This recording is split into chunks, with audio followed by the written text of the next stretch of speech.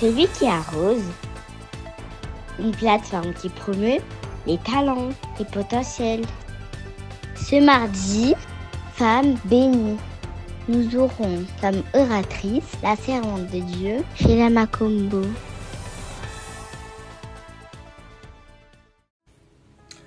Bonsoir, bonjour à tous. Ça dépend l'heure à laquelle vous vous retrouvez. En tout cas, des partout, je vous salue au nom de Jésus. Oui, bien-aimés, nous venons encore partager un message que Dieu nous a donné par sa grâce. Je bénis Dieu Tout-Puissant. Yahvé des armées, c'est lui qui a créé toutes choses. C'est lui qui nous accorde encore grâce et sa faveur. C'est lui qui a permis encore ce moment, sans par laquelle nous ne serons pas là. Que toute la gloire te revienne, mon Dieu, mon roi, dans les noms de Jésus-Christ. Amen. J'aimerais dire merci aussi au révérend Yves Nathan Kassongo. C'est lui qui est le coordinateur principal. C'est lui qui arrose Femme bénie. Oui, bien-aimé, j'aimerais rentrer dans mon thème, bien-aimé, l'idolâtrie. Oui, bien-aimés, ce soir, nous allons parler, j'ai tiré ça dans le livre de Genèse 29, 31. L'Éternel vit que Léa n'était pas aimée, il l'a rendue féconde, tandis que Rachel était stérile. Au 31, nous dit, tandis que Laban était allé tondre ses brebis, Rachel déroba les téraphins de son père. Bien-aimés, dans ce message, nous allons parler de dévoler. Oui, vous avez compris tout de suite, nous voulons parler de l'histoire de Jacob et Rachel, mais nous allons plus nous diriger vers Rachel. Parler de cette femme, que quand on décrit cette femme, ceux qui connaissent l'histoire, si vous voulez lire l'histoire, c'est à partir de Genèse 28, vous allez comprendre un peu le sujet. Bien aimé, cette femme, la Bible dit, elle était belle de taille, belle de figure. Oh bien aimé, cette femme avait trouvé grâce, mais ça ne s'est pas arrêté à là. La Bible nous parle aussi, cette femme, elle avait des vertus, parce que on va dire quelque part, Rachel était bergère aussi. Oui, parce que c'est là, dans le puits, lorsqu'elle allait pour donner de l'eau aux brebis, c'est là qu'elle a rencontré Jacob. Selon l'image de Dieu, bien-aimé, c'était Rachel que Jacob devait prendre comme première épouse. Mais la Bible nous dit c'est la seconde épouse. Oh, la seconde épouse qui était, la première épouse qui était sa sœur Léa, et c'était la fille de Laban qui est autre que le frère de la mère de Jacob. Oui, bien aimé, Jacob avait tous les signes lorsqu'il a rencontré Léa, Rachel plutôt, et Rachel l'a dirigé jusqu'à son père. Et vous savez tout ce qui s'est passé. Mais cette femme avait trouvé grâce auprès de Jacob.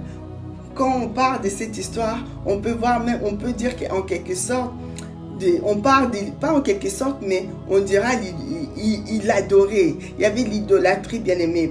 Un homme qui est venu pour épouser une femme, c'est lui qui avait proposé. On lui a dit de travailler 7 ans pour avoir cette femme. Mais au bout de 7 ans, il se rend compte qu'on l'avait menti, on l'a donné l'aîné à la place de la cadette. Mais bien aimé, laisse-moi vous dire, mais Jacob avait accepté encore de travailler 7 ans de plus pour avoir Rachel.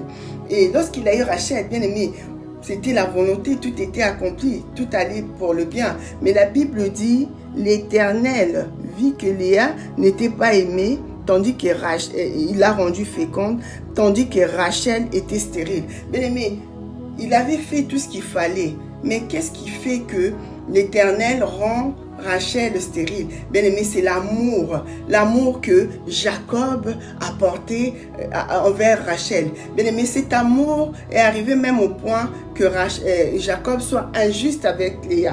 Parce que la Bible dit, l'Éternel l'a rendue féconde, bien aimée, parce qu'elle n'était pas désirée par son mari. Son mari ne le regardait même pas. C'est comme si Jacob vivait que pour Rachel.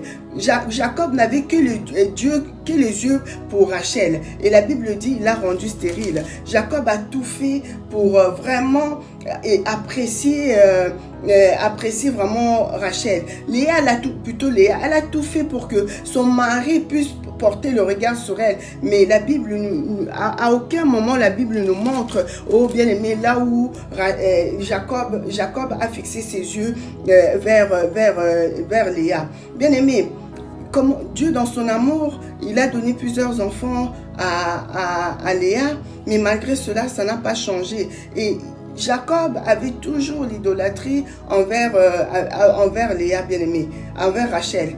C'est ça, ce soir, j'aimerais interpeller quelqu'un. Fais attention. À cause d'idolâtrie que Jacob avait pour Rachel, bien-aimé, cela a pénalisé Rachel et l'Éternel l'a rendu stérile. Nous allons passer au deuxième volet. Tandis que Laban était allé tondre ses brebis, Rachel déroba les téraphins de son père. Mais ça, c'est plus loin. Vous connaissez l'histoire. Il a eu travaillé.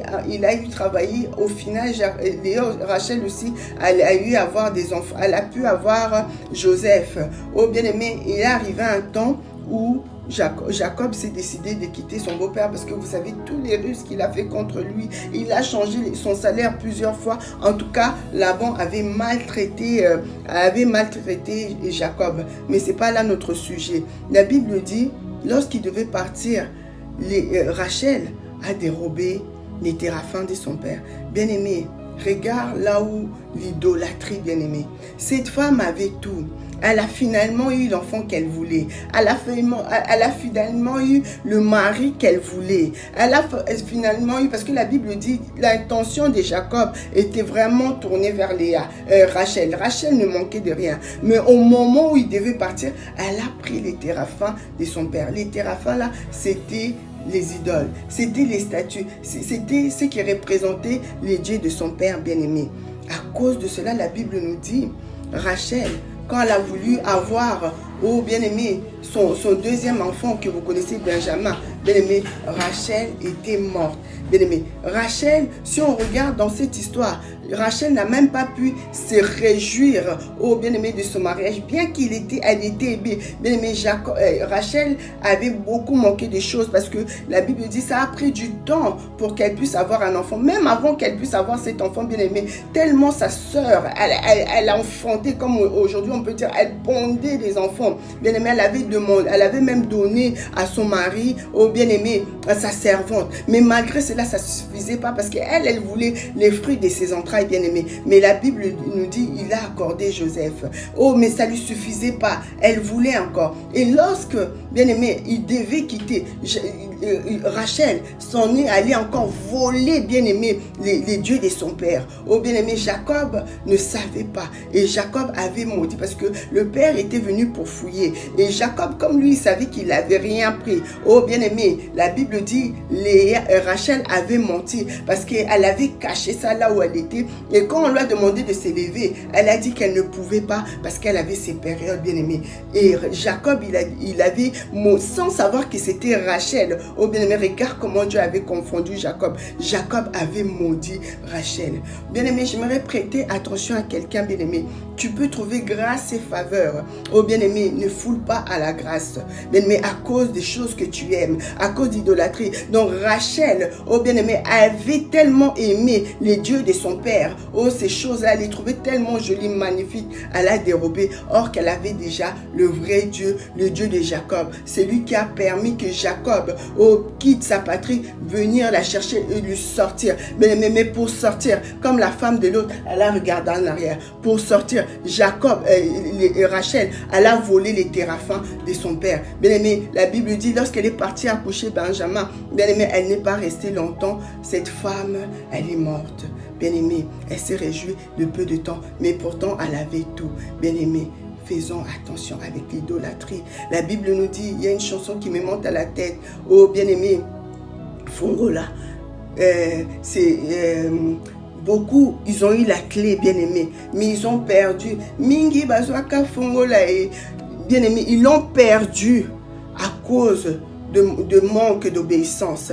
Beaucoup aussi, ils ont la clé aujourd'hui, ils ont la grâce, mais ils ne savent pas les utiliser, bien-aimés. Bien-aimés, faisons attention avec l'idolâtrie. Toi qui as trouvé grâce à Dieu, abandonne les idoles, abandonne les coutumes, les dieux de tes pères, bien-aimés. Abandonne les coutumes de ta famille, bien-aimés. Bien-aimés, on ne mélange pas Dieu avec les coutumes. À cause des idoles, à cause des coutumes, bien-aimés, bien-aimé Rachel, bien-aimé, n'est pas rentrée totalement dans sa destinée. Rachel n'a pas pu voir, ses fils, son fils qui est devenu gouverneur, son fils, oh bien-aimé, l'accomplissement de la parole de Dieu, là où ses frères et son père se sont agenouillés devant lui, bien-aimé, parce que Rachel, oh, n'avait pas obéi jusqu'à la fin. Elle avait cette grâce, elle avait tout pour elle, bien-aimé, mais à cause d'idolâtrie, bien-aimé, Rachel, elle a foulé à la grâce de Dieu. Bien-aimé, fais attention avec l'idolâtrie. Fais attention avec cette chose que tu aimes plus que Dieu. Fais attention de la façon dont tu aimes ton mari plus que Dieu, ta femme plus que Dieu, tes enfants plus que Dieu, bien-aimé. La Bible dit, fais de l'Éternel ton délice, il donnera ce que ton cœur désire. Oh bien-aimé, dans le départ de Jacob, il avait fait de l'Éternel son délice, mais Jacob aimait tellement Rachel que Dieu l'a puni en le rendant stérile. Oh bien, mais Rachel aimait tellement les statues, les téraphins de son père bien-aimé, qu'elle a voulu, alors qu'elle avait tout, ils avaient eu les richesses, les biens que Jacob avait gagnés malgré les ruses de son père bien-aimé, de son beau-père bien-aimé. Il a pu sortir avec tout ce qu'il avait. Mais Rachel voulait tellement avoir ces choses. Qu'est-ce que tu aimes tant? Qu'est-ce que tu aimes tant dans ta vie que tu n'arrives pas à te détacher au point où, bien-aimé, que ça t'emmène à la mort, au point où, bien-aimé, qu'on te pleure, au point où, bien-aimé, tu n'arrives pas à rentrer comme il faut dans ta destinée, au point où, bien-aimé, où tu n'arrives pas à rentrer dans ton appel, dans ton ministère, au point où tu n'arrives pas à rentrer là où Dieu t'attend, bien-aimé. Détache-toi aujourd'hui au nom de Jésus. Détache-toi de toutes ces choses-là, bien-aimé, qui t'empêchent de rentrer dans ta destinée. L'idolâtrie, oh bien-aimé, ça peut être, oh bien-aimé, la technologie, bien-aimé. Oh, combien d'entre nous passons plus le temps, bien-aimé, sur nos téléphones, oh bien-aimé, que lire la parole de Dieu. Oh bien-aimé, qui est notre héritage, oh bien-aimé, qui est l'eau de vie, qui est le pain de vie, bien-aimé. La Bible dit, toute chose passera, mais la parole de Dieu ne passera pas, bien-aimé. Qu'est-ce que tu aimes, bien-aimé, au point, bien-aimé, de négliger ce qui est l'essentiel, bien-aimé. Oh bien-aimé, je veux nous alerter encore aujourd'hui. Détache-toi d'idolâtrie, bien-aimé. Oh, bien-aimé, l'idolâtrie, c'est pas seulement adorer les statues, mais c'est aussi d'aimer une personne de manière excessive. Oh, d'aimer une chose de manière, oh, bien-aimé, excessive, bien-aimé. Oh, bien-aimé, faut modérer. Faut modérer en toutes choses. Oh, il n'y a que Dieu que nous devons aimer. Oh, plus que toutes choses, bien-aimé. Fais attention à l'idolâtrie. Que l'idolâtrie ne t'emmène pas à l'enfer. Que l'idolâtrie ne t'emmène pas, ne t'arrête pas au bout du chemin. Oh bien-aimé, à cause d'idolâtrie, bien-aimé, oh bien-aimé, Dieu n'a pas permis que Moïse puisse rentrer dans les Canaan parce qu'il savait. À cause d'idolâtrie, bien-aimé, la femme de l'autre s'est retournée en arrière. Oh bien-aimé, n'a pas pu sortir des Sodome et Gomorrhe, bien-aimé. Fais attention dans ce siècle présent. Ceux qui n'ont pas été épargnés auparavant, nous aussi ne serons pas épargnés.